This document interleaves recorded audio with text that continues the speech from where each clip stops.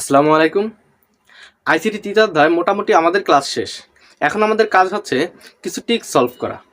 তো আমি এখন কিছু টিক্স সলভ করাবো, এইগুলো তোমাদের একটু পারতে কষ্ট হইতো, তাই আমি এইগুলো সলভ করে দেবো। আর বাকি যেগুলো থাকবে, যেগুলো আমি করাবো না এর বাইরে, সেগুলো তোমরা একটু চেষ্টা করলেই পারবা। কারণটা হচ্ছে সেগুলো পূর্বের যে আমরা ক্লাসগুলো করেছি ওই ক্লাসগুলো করা মাত্রই যে ওই ক্লাসগুলো করবে তার টিক্স মোটামুটি সলভ থাকবে।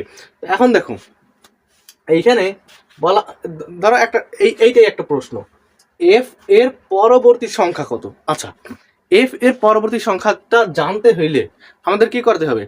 আগে আমাদের জানতে হবে এফটা কিসের মান। আমরা জানি কি এফ আছে কোন সংখ্যা পদ্ধতিতে? এফ আছে হচ্ছে হেক্সাডেসিমাল সংখ্যা পদ্ধতিতে। এবার এই হেক্সাডেসিমাল সংখ্যা পদ্ধতির এফ এর পরবর্তী মানে এই এফ এর মান কত? হেক্সাডেসিমালে এফ এর সমতুল্য মান হচ্ছে 15। এবার এই 15-র সাথে যদি আমরা 1 যোগ করি, এই এফ এর সাথে মানে কি এফ এর মান হচ্ছে 15। আচ্ছা, তো এফ এর সাথে আমরা যদি 1 যোগ করি, দেখো এফ এর সাথে যখন আমরা 1 যোগ করবো এফ এর মান হচ্ছে 15, আর 15-র সাথে যখন আমরা 1 যোগ করবো 16। 16টা কি? 16 হচ্ছে এই এফটা যেহেতু হেক্সাডেসিমাল আছে আর এর সাথে যখনই আমরা 1 যোগ করব, তো তখন কি হবে? তখন হবে হচ্ছে হেক্সাডেসিমালের বেস পূর্ণ হবে। বেস পূর্ণ হলে আমরা কি জানি? আমরা জানি বেস পূর্ণ হলে, যেমন আমরা দশমিকে যখন যোগ করি তখন ধরো 5 আর 5, বা ধরো এখানে 3 + 7। তো 3 + 7 যখন করব তখন আমরা কি করি?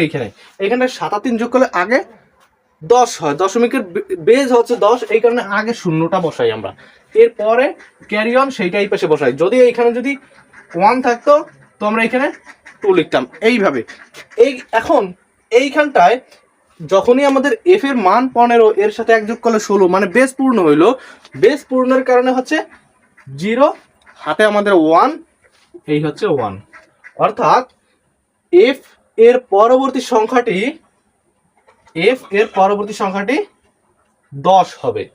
ঠিক আছে, এফ এর পরবর্তী সংখ্যাটি 10। এখন দেখো এইখানে 4টা অপশন দেওয়া থাকলো। এফ এর পরবর্তী সংখ্যাটি নাম্বার 1 10, নাম্বার 2 এইখানে দেওয়া থাকলো হচ্ছে, নাম্বার 2তে দেওয়া থাকলো এইখানে 15, নাম্বার 3 16, নাম্বার 4 20।